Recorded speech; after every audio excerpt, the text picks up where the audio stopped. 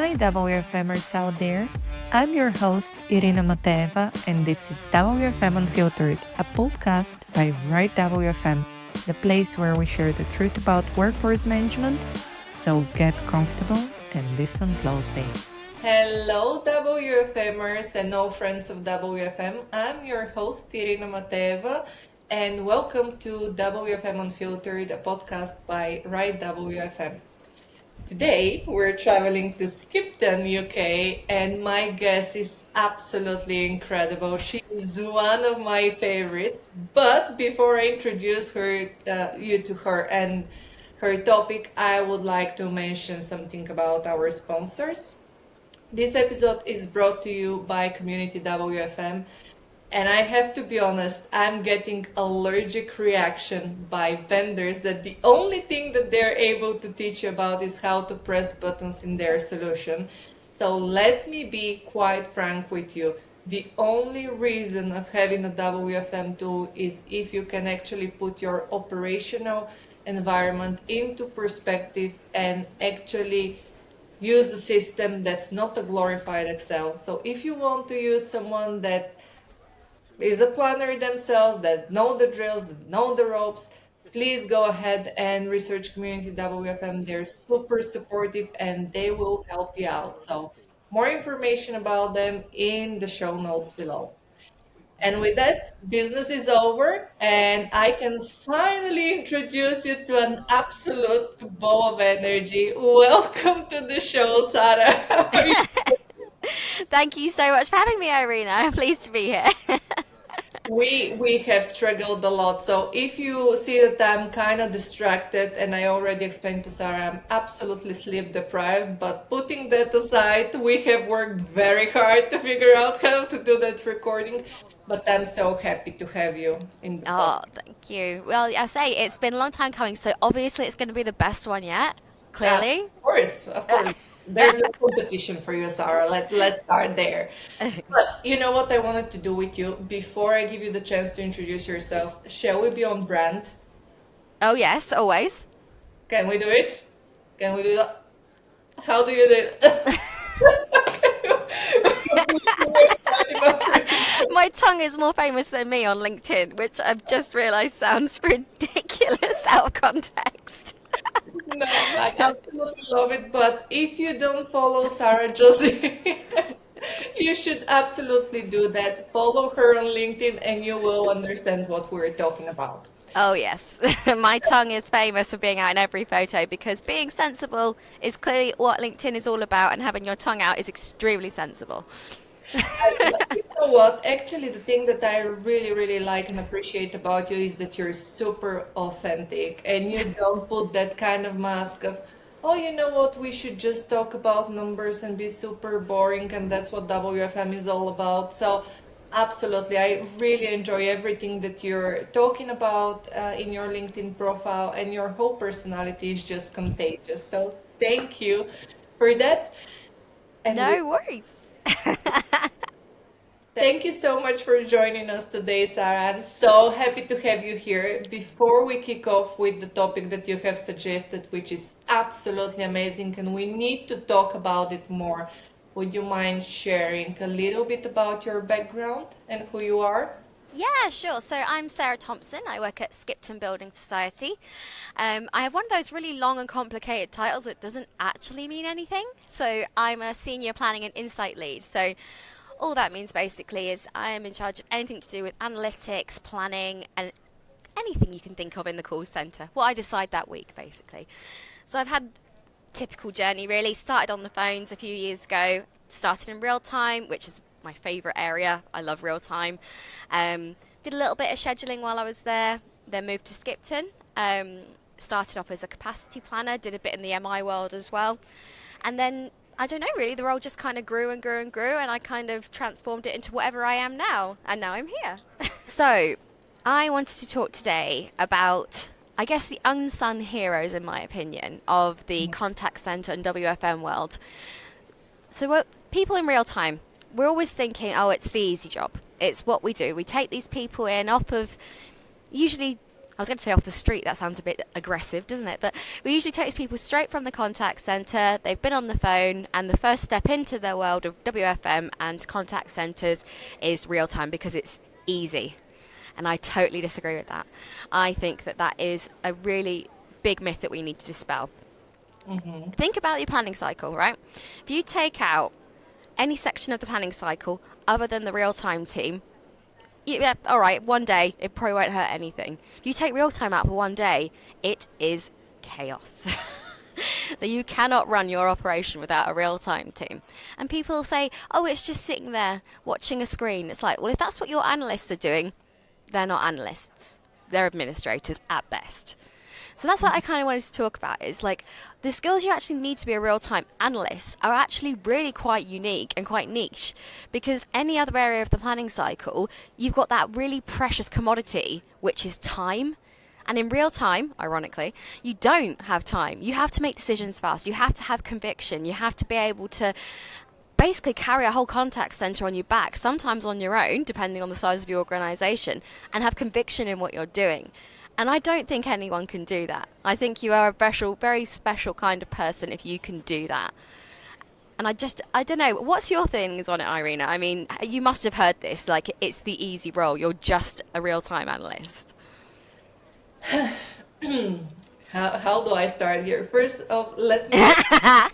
When I ask you, can you tell me a sense of what kind of a topic you would like to cover? And you mentioned this one, I was so surprised because that's one thing that I have never even thought about. So I ended up going to my husband, who is a WFMer, and I was like, you know what, Sara came with that idea, and I think it's brilliant. And I was like, you know what, Sara has a brilliant angle, and we should talk about it, but what's your view? And he was like, oh, it's an interesting story because he went into planning from an agent being directly a real-time specialist. I went the other way around. I first became a planner, then the last part of Ah. my journey was to become a real-time specialist. So we ended up arguing with one another, and he was like, "Yeah, but this is the most natural step. If you're an agent, you can Ah. jump back there directly to real time because it will be probably more familiar to you." And I was like, "But that doesn't make any sense because for me, real time is the conclusion of everything that you have done so far. So if you don't understand the cycle, if you don't understand the concepts, then you're gonna end up doing." Um, Go to this queue, go to that queue, take this call, put yourself on a break without any kind of rationale behind it. And then the analytical part that you mentioned will be absolutely absent. So I actually absolutely agree with you. We have a huge issue how we are introducing real times to our organizations, but also the way that we're treating them. And one thing that you mentioned and is driving me absolutely up the wall is that we consider real-time specialists like rookies, like planning wannabes, like those people that they don't know much, but we kind of need someone to fill in the role. So go ahead and do something and try to achieve the service level. A bum on seats, literally. Yes, and it's so not that. And this is one of the subjects that I'm really passionate about is real time because I think it's fundamentally misunderstood what the heck a real time analyst should be doing. And Absolutely. And that's one thing as well. I mean, it's the hot word at the moment, AI, isn't it? So we're always talking about how AI is going to take over the humans and the robots are coming and it's going to be Terminator 2 all over again. But in reality, if your robots are taking over, then it's not a role that that these humans should be doing anyway. So the real-time analytics comes in when you start looking at those decisions and you have that accountability and that vision and direction. AI can only do what you put into it. So yes, it probably can do the screen watching, but why are you paying somebody who's got a brain and capabilities to be able to really sort of shape and inform your business strategy? And admittedly, they're not going to have the same scope as a forecaster. Of course they're not, because that's not their scope to look at. But if they understand the whole journey, they should be able to inform that decision making. I mean, one of the reasons our real-time team at Skipton is so successful is because we do believe in that whole planning cycle. Our forecaster cannot get her forecast correctly if she doesn't work with real time, if she doesn't know what's going on in the real life. We make tactical changes to the forecast based on what we're doing because of that communication.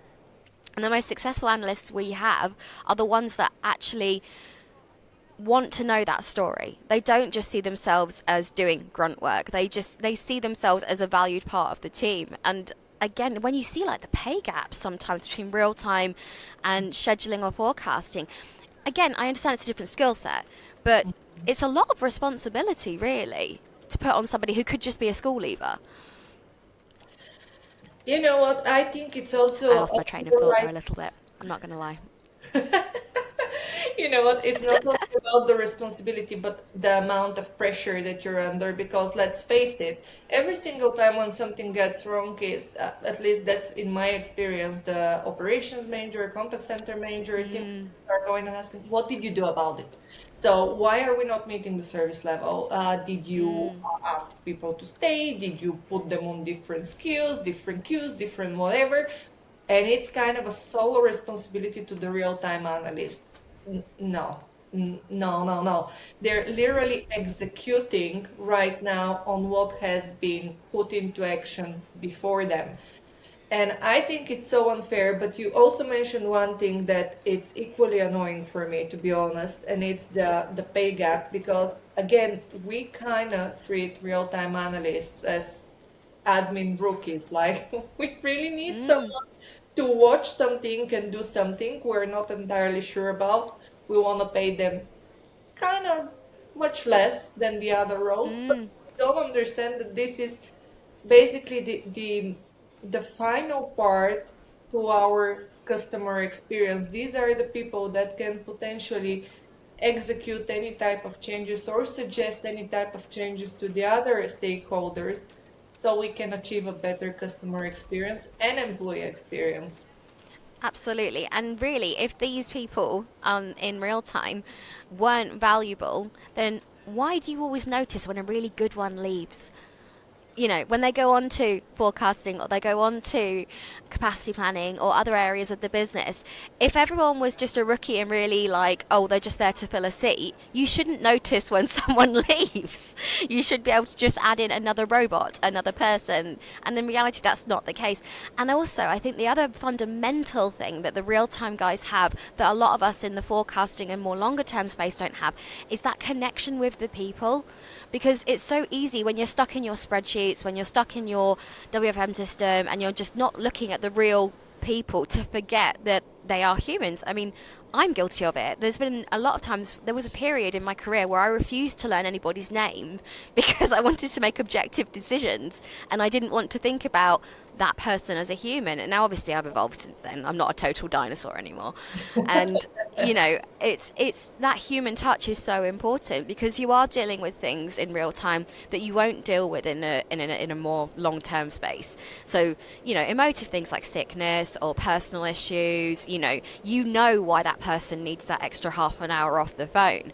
Whereas when you've got someone who is looking purely at the big picture going, well, you've had extra shrinkage here, why?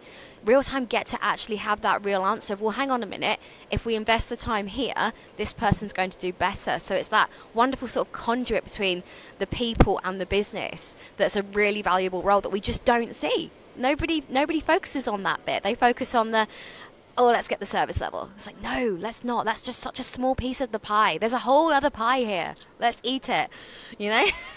Oh, you're gonna get me started here, because usually when Yay! we're talking about service level is just a number, right? We Right. think about it in absolute terms. Service level is that a holy grail, like 80% in 60 seconds. If we achieve it, the business is gonna be super successful. It's absolute bollocks. I absolutely fucking hate it, because there is so much that's going on behind it, and that service level represent. But let me tell you one thing, that when I became a manager, one of the things that I absolutely hated, and it's very personal, I got a couple of real-time specialists that absolutely refused to get off the chair and speak to people. They were like watching the stats, watching the cues, and sending messages to the team leads to ask, for example, person A or person B to go on the phone to get the next call.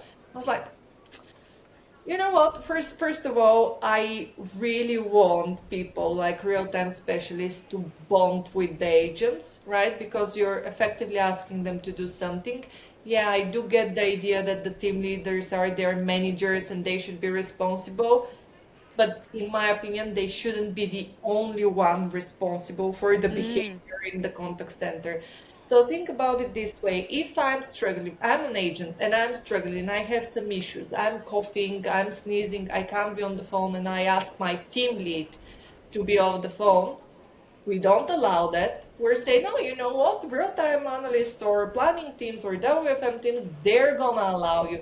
But we also don't allow them to speak to the agent. So basically, we're going in circles. The agent should speak to the team lead should speak to the real-time analyst, and then the other way around. I know, right? That is one of the things that actually you've got me thinking about now. I'm getting myself. It's what really winds me up is when the real-time analysts get used as a no filter, and Yeah, like when leaders go out and go, "Oh, sorry, you can't do that." Real-time said no, and we're there going, "You didn't ask us. You didn't." yeah. Hi. We are quite happy for you to go home sick. That's on you. No, you're not allowed to go home. Real-time said no. Like, Yeah, oh. that's one thing that when I hear like either the planning person said no or the real-time analyst said no, it's I'm getting aggressive. I can, but it is also it is how we're enable people to get away with stuff, right? Mm. Because we are trying to avoid that connection. We're like, "Ah, it's not my responsibility. They said no, but you're not allowed to speak to them because Yeah, they sit in the corner and behind the desk and they're and not approachable." What, what do we expect? I can imagine if I'm the position in the agent and I really need something, I need to be off because I have an issue and I know that there is a decision maker. My natural reaction would be to go and explain my situation, yeah, and ask for understanding, not to go to absolutely. people behind that. Do you know, there's an interesting thing. I think it's Jet 2 are doing, where they have like this set of agents who are kind of like real time, but Mhm. they deal with just the personal things. I'm sure it's Jet 2, and they will deal with like the absence and they'll deal with that stuff. So it removes that kind of unnecessary filter, and I think that's a really interesting idea because having that, like, that way the team managers can do what they should be, sorry, the team leaders, I shouldn't call them managers, that's very old fashioned, isn't it? But the leaders should be doing what they're doing, which is leading. You know, they are making sure that people are developing, that they are evolving and becoming the best versions of themselves. They're not worried about the admin. Whereas the real-time guys, I jet to, I wish I could remember what they're called, but it's something like the interactions team or something like that. But basically, they go to these people rather than to their team managers or the rest of the planning team, and they deal with that. And that's a nice buffer. It's again that sort of conduit where you've got people being with planning, and then I suppose. Can that ever go wrong? I mean, unless you're talking ridiculous amounts of revolving desk door, you know, where you've got a line of people coming to talk to you, then yeah, maybe you need to have a little word. But realistically, having that communication can never really be a bad thing. And I've never understood, I mean, hierarchies have never really been a vibe for me. I always find them quite difficult to stick to, but I don't get why you wouldn't open that communication. But again, that's another thing with real time is you need to have a skill that not everyone else can do. You can't be internalized. You can't build those walls up. You need to be able to build relationships with a different type of people, and that is also really important because when you get to other areas, like for example forecasting, it's you need to be able to influence senior stakeholders and a top level business, and that's a skill, but that's a skill you kind of expect to learn as you go up. Whereas in reality, nobody ever comes in and says, well, you need to be able to talk to people, not bosses and hierarchies and no, you need to be able to talk to people. You know, you can't just sit there and how to explain it? You can't just sit there and only want to talk upwards. You need to talk sideways. You need to talk, you know, at all levels. People are people at the end of the day. And that is a really important skill that real time have like in abundance. And that is something that is so exciting to me because if you can talk to people at any level, you're already better than people that are only talking upwards. So.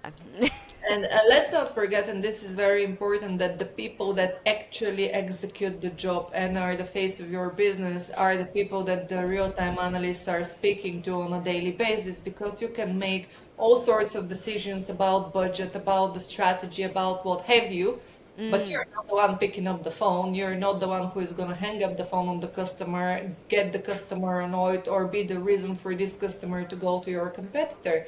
So you need someone who is very personable, who is very social. And I think this is a unique combination of skills where you absolutely need to understand data, because it's all about following patterns, getting insights, analyzing the situation, feeding it back to the forecasters, to the planners, but equally so, it's a communication game. You can't get away without speaking to your team leads, because Absolutely. And and it, the oh, go sorry. No. I was just going to say on the bit on the data again. You've got to do all that at speed. And yeah. that's the really cool part about real time. And that's why it's my favourite part of the planning cycle, if I'm honest, is because you're in the firing line. You have to do things fast. You have to make a decision and you have to be impactful. You have to know what you're doing. You can't sort of, oh, we'll give it a go and see what happens. Because you can do that further out. Of course you can. You've got weeks, sometimes months before the thing happens. But on the day, this is on fire. How do we put it out? You don't want to sit there and go, let's just watch it for a minute and see how much of it actually burns. You know, it's like you need to sort of be able to, or if you do that, you need to have a reason why you're doing it. You need to be able to be like on it with conviction, chase things, pivot, make things, be truly agile. That's what you need to be. So, what is our conclusion about the personality, the profile, and our opinion on the journey? Is it a good idea to go straight into real time without being introduced to the other parts of the cycle? Or? I think it depends on the person, as with everything. But my feeling is if you've come from the phone, you already have those communication skills, don't you? You already have that ability to talk to somebody you don't know, to convey information in a different way and usually make it into something that's simple for everyone to understand. So you've already on the good foot here. I think if you go into it and then you learn about it from that point of view, you can kind of add on the planning cycle from that. However, if you're wanting to do more of a growing and shaping your real-time strategy, then I think you're absolutely right. Doing it the way you've done it is actually better, because you come in, you know how everything fits together, and you know how you can make this bit so much more impactful, how you can drive the strategy, drive the change through that position. And again, I guess that's why, as cheesy as this is, having a whole team of people works better. You know what? I'm listening to you, and on the back of my head, I'm constantly thinking about my new mantra, which is going to be pay real-time specialists more. Pay them, Yes. pay them what they're worth. So Yes. please, please.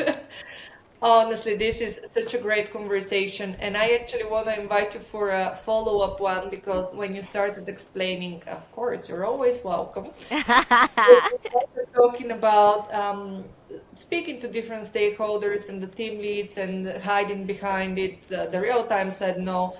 I'm actually very passionate about the topic of not doing what you're supposed to be doing by hiding what you shouldn't. So, in my opinion, I have seen so many situations where team leads started interfering with real time, and they use that as a reason for not spending enough time on coaching or training, for example, and upskilling.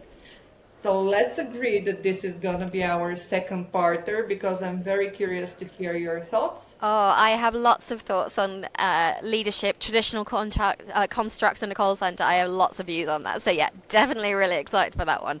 I think, and also the term leader. You've probably seen I've done a couple of posts on this about how I call myself a leader with a little L. And that's actually because of one of my dear old bosses, Mike. No, his name was Mark. That's awkward. Um, came up to me and he said that to me because I have this real problem with leadership having a title. It's a role, and I don't think it is. I think it's a set of personality things. So, anyway, a conversation for another day, Irina.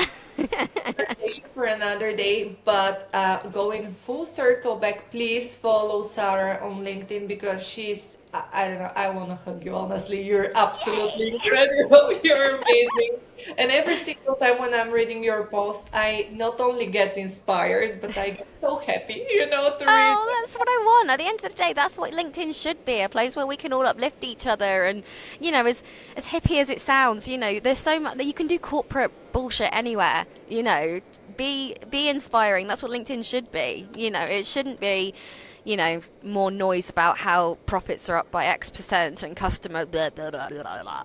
No, not for me. Enough.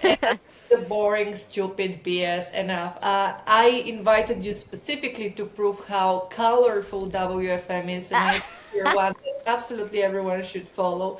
So thank you for No joining. worries. For Are we this. going to end on brand? Yes, let's do that. This is definitely the best one so far. But thank you for being a part of this podcast, Sara, and I'm gonna wait you back. Thank you so much. Thanks for joining us today. I'm your host, Irina Mateva, founder of Right WFM, where we believe that every business and its people are unique and deserve the right solution to their challenges. If you need support with workforce management, we're just a message away. Get in touch at irina@rightwfm.com or info@rightwfm.com. If you like the content and would like to support the show, please subscribe to WFM Unfiltered on your favorite podcast platform, leave a review, and follow me on LinkedIn. You can also show some love to our great sponsors. For more information about them, check out the episode notes. This is your place for real WFM, so to suggest guests or topics, get in touch at irina@rightwfm.com. See ya!